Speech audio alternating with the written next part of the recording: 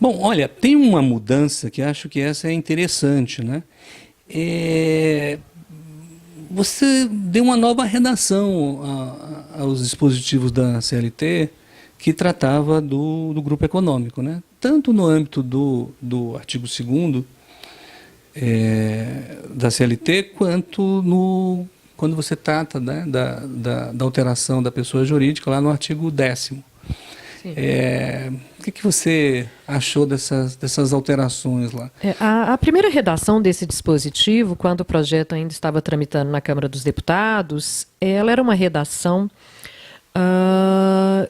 que exigia, né, para a caracterização do grupo econômico, que houvesse hierarquia entre as empresas que compusessem este grupo. Ou seja, só haveria o grupo econômico na situação de uma empresa comandando outras, né?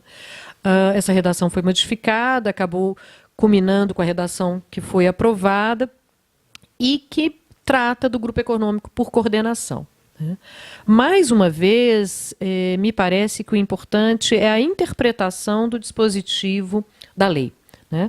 E da forma como ele foi redigido, é importante reconhecermos aquilo que a doutrina e a jurisprudência trabalhista já vinha reconhecendo, né? Que a existência do grupo econômico ela não decorre apenas da existência de identidade societária. Eu tenho o grupo econômico por coordenação, né?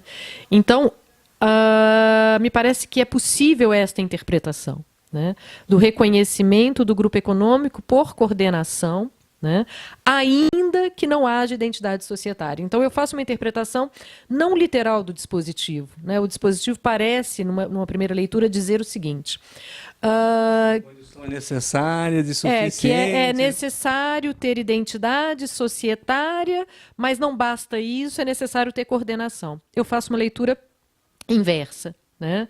Eu faço a leitura de que, existindo coordenação, ainda que não exista identidade societária, o grupo econômico está presente. Então, eu acho que nós precisamos lançar um olhar para essa nova lei, né? Sempre considerando os princípios que regem o direito do trabalho e o direito processual do trabalho. Eu te fazer até uma provocação, porque me parece que isto, inclusive, causa mais harmonia, né, com a própria forma, a própria conformação do capitalismo contemporâneo, que você tem múltiplas formas de associação, né? Essas formas de associação podem assumir características próprias, previstas em lei, não é? A formação de joint ventures, é isso, aquilo, Exatamente. mas pode assumir a forma daquilo que a teoria geral do direito sempre chamou de universalidade de fato, não é? E a Exatamente. universalidade de fato cria elementos de sinergia que não necessariamente estão reproduzidos nas formas jurídicas, onde geralmente nós encontramos as universalidades de direito. A descentralização da produção, que é uma característica marcante, né, do capitalismo contemporâneo, ela gera formas de organização empresariais muito distintas daquelas organizações tradicionais, né, que nós tínhamos. E a leitura que eu acho que deve ser feita desse dispositivo é uma leitura contemporânea, né? Eu tenho o grupo econômico em situações que vão além da identidade societária. Eu posso reconhecer a existência de um grupo econômico quando eu tenho coordenação de atividades, quando eu tenho interesses comuns.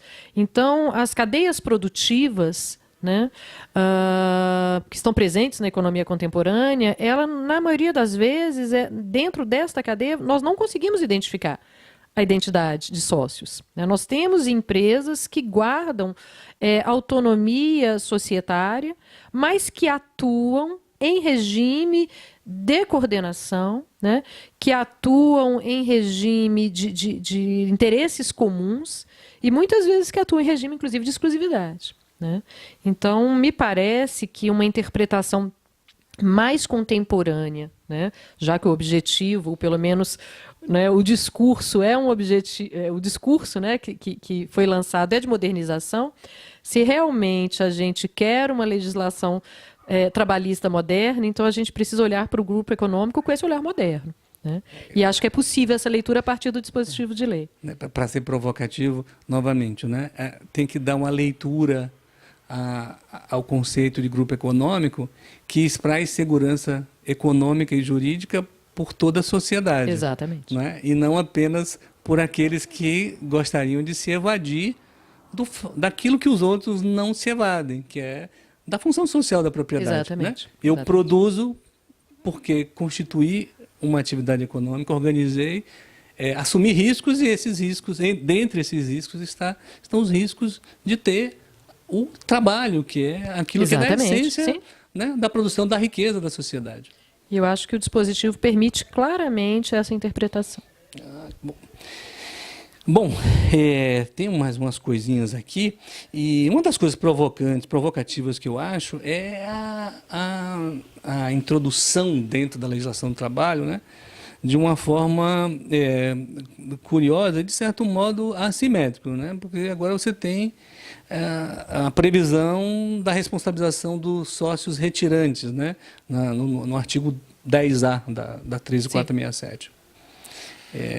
Como enfrentar esse desafio. E olha só, enfrentar esse desafio que num outro dispositivo, digamos assim, de ordem processual, ainda que esteja incerto no Código Tributário Nacional, para um credor supostamente de qualidade inferior ao credor trabalhista, não é? Sim. A responsabilidade do sócio aparentemente manteve-se intacta, né?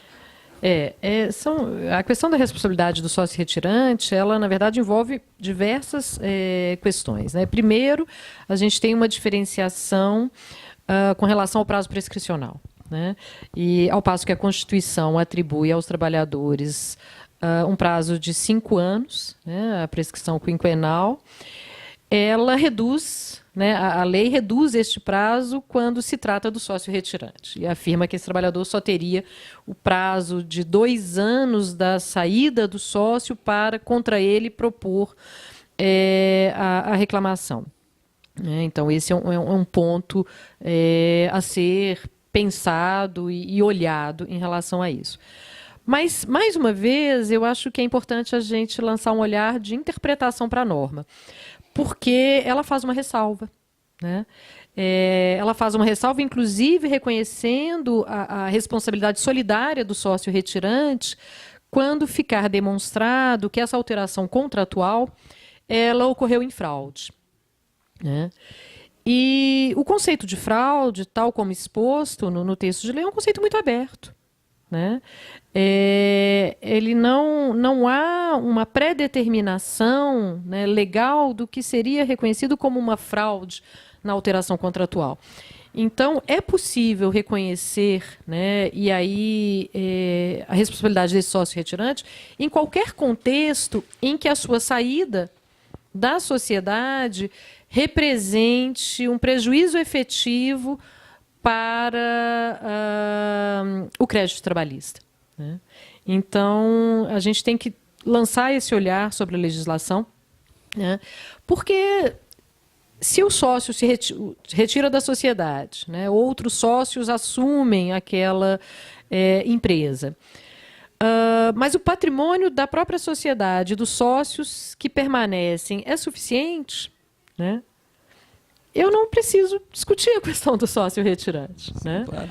Então, se eu vou chegar ao ponto de precisar buscar o patrimônio desse sócio que saiu da sociedade, possivelmente eu vou encontrar ali uma situação em que será possível reconhecer a fraude. E aí a própria lei permite, né, que, no caso de fraude, a responsabilidade do sócio retirante é, inclusive, solidária. Ou seja, por enquanto, vamos esquecer a luz amarela da questão condicional e vamos para a luz verde de um sistema jurídico que implique segurança jurídica e efetividade de direitos para os brasileiros. Se eu pudesse provocar você que também sei que você gosta do direito civil, parece que a gente tem que evocar a ideia da função social dos contratos, né? Não se pode deixar uma sociedade dissipando-a. Eu acho que o direito civil ele tem hoje algumas lições, né, para dar para o direito do trabalho, né? O direito civil ele está fundamentado no princípio da eticidade, ele está fundamentado no princípio da socialidade E ele reconhece exatamente isso, né? Que na interpretação não apenas das normas, mas dos atos jurídicos, né, em geral, precisamos sempre partir, né, de alguns princípios, né? O princípio da boa-fé objetiva, né, e, sobretudo, o princípio da prevalência do interesse social. Então, é por isso que eu falo em função social do contrato, é por isso que o Código Civil fala em função social da propriedade. Parece né? que o Código Civil andou lendo a Rerum Novarum, né? Eu acho que a gente está vivendo aí algumas inversões, né? Processo do trabalho, processo civil, direito do trabalho, direito civil, né?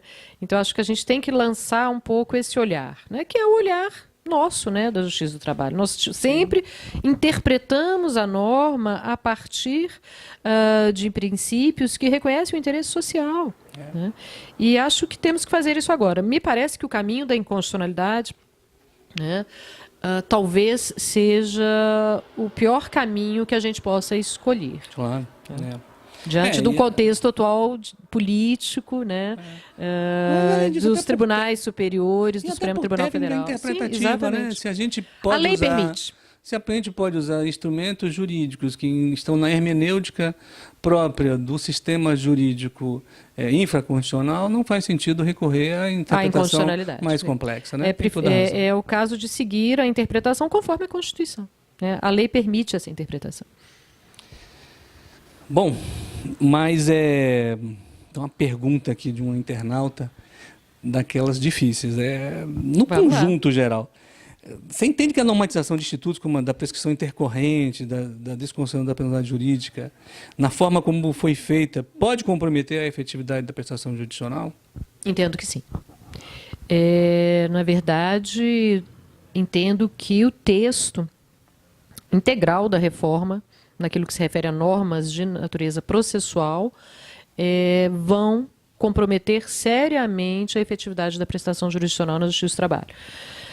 Mas entendo que cabe aos operadores jurídicos, aos advogados e, sobretudo, aos juízes do trabalho buscar uma interpretação conforme a Constituição para que a gente consiga evitar, né, que esse objetivo nefasto seja alcançado. Bom, Ana, estamos chegando aqui ao término da nossa entrevista e eu tenho uma questão aqui interessante. A despeito das alterações propostas, o crédito trabalhista em sentido lato continua ocupando os primeiros postos na hierarquia de preferência. Né? Os Sim. acidentários, os empregados da massa falida. Perfeito. E os desempregados de modo geral, que são a nossa clientela hegemônica. Bom, como compatibilizar exatamente a proteção de créditos, né, especialíssimos como esse, com a criação de regras com menor eficácia para a prática de atos executórios? Eu acho que o conjunto da nossa entrevista, de certa forma, responde essa pergunta. Né?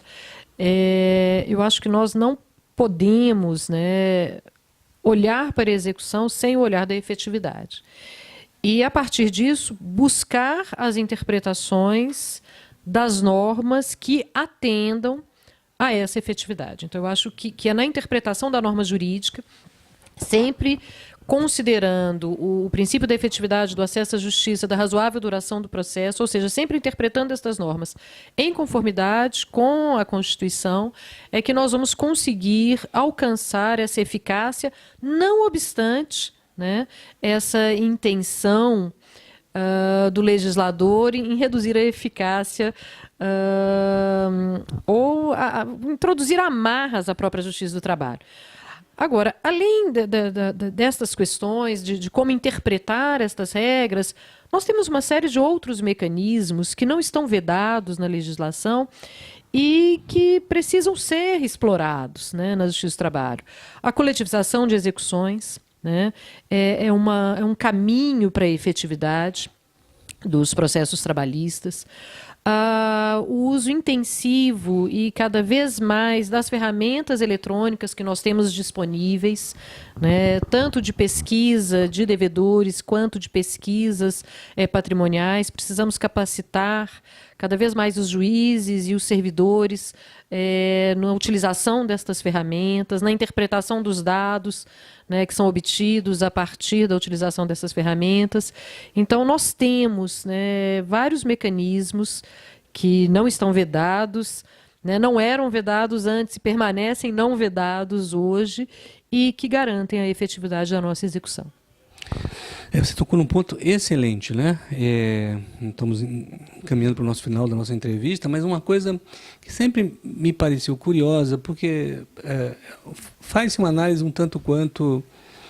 não quero marginalizar nenhum raciocínio, né, do cidadão, dos interessados, mas faz-se uma análise muito apaixonada do funcionamento do Poder Judiciário, principalmente na fase da execução, quando você tem, na verdade, no processo de execução, a possibilidade de, inclusive, espraiar segurança jurídica, aí sim, para todos, e principalmente para aqueles que estão no cotidiano cumprindo a lei, ou tentando cumprir a lei, ou quando estão em posição de reconhecida violação à lei, cumprindo as decisões judiciais. Quer dizer, exatamente. Né? Se para todos esses a gente puder dizer alguma coisa, quanto mais efetiva for a execução, né?